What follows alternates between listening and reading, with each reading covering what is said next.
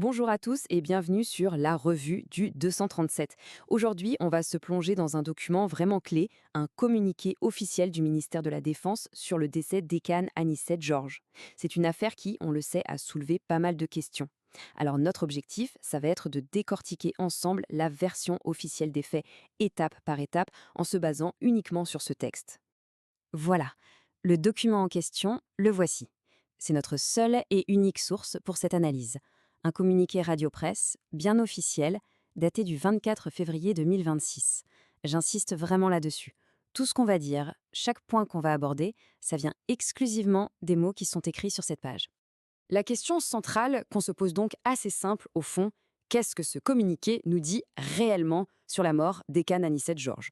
Pour le découvrir, on va l'examiner à la loupe en analysant sa structure, les termes employés, bref, tout ce qu'il contient. Alors voilà comment on va procéder. D'abord, on s'attarde sur la source elle-même. Puis, on passe au contexte de l'arrestation tel qu'il est décrit. Ensuite, on va reconstituer la chronologie des faits. Après ça, on attaque la pièce maîtresse, le rapport d'autopsie. Et pour finir, on verra la conclusion officielle tirée par les autorités. Allez, c'est parti.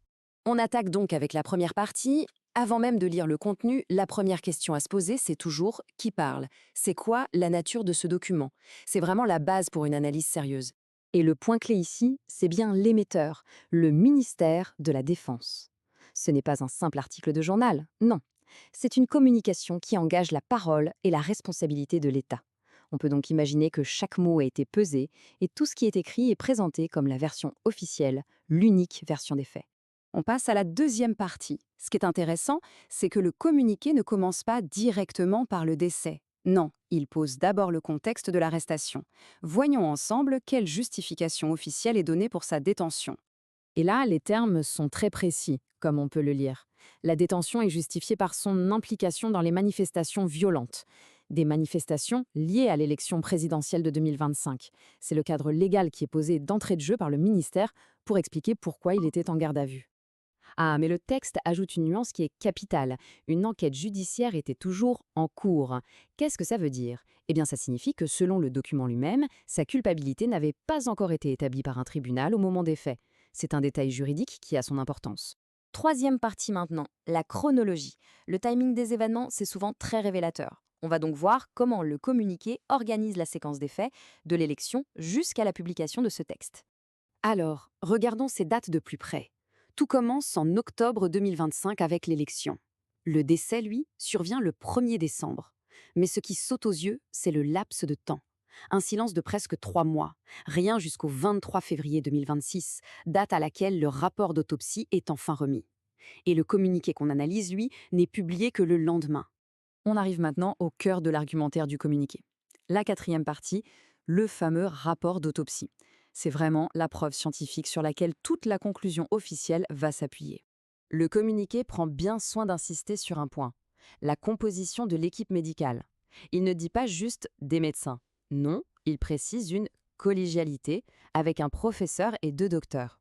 L'objectif est assez clair, il s'agit de renforcer l'autorité et la crédibilité scientifique des conclusions qui vont suivre. Et voilà, tout le rapport médical tient sur ces 2 piliers. D'un côté, on a une affirmation très forte, l'absence totale de lésions traumatiques, ce qui, dans leur logique, écarte la piste de violence. Et de l'autre côté, la mention de graves pathologies et de lourds antécédents médicaux.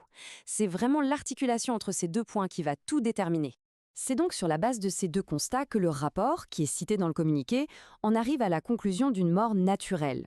Cette définition est là pour bien clarifier que d'après cette expertise médicale, le décès ne viendrait pas d'une cause externe ou violente, mais bien de l'état de santé de la personne. Et tout ça nous amène logiquement à la conclusion de notre analyse et aussi à celle du communiqué. Une fois ce rapport médical en main, quelle est la décision finale prise par les autorités? Quelles sont les conséquences concrètes? Ici, on voit parfaitement l'enchaînement logique des décisions. La conclusion de mort naturelle déclenche l'étape suivante, une action administrative, la levée des scellés.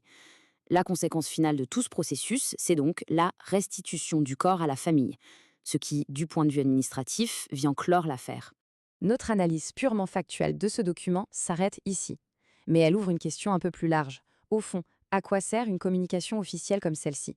Est-ce que son but est d'informer, de rassurer, ou peut-être de clore un débat public? C'est une réflexion qui, bien sûr, dépasse les simples mots de ce communiqué. Si cette approche, qui consiste à se baser uniquement sur l'analyse des sources, vous a intéressé, sachez que c'est exactement ce qu'on fait sur la revue du 237. Alors, pour ne pas manquer nos prochaines analyses, le plus simple, c'est de vous abonner à la chaîne. Merci beaucoup pour votre attention et à très bientôt.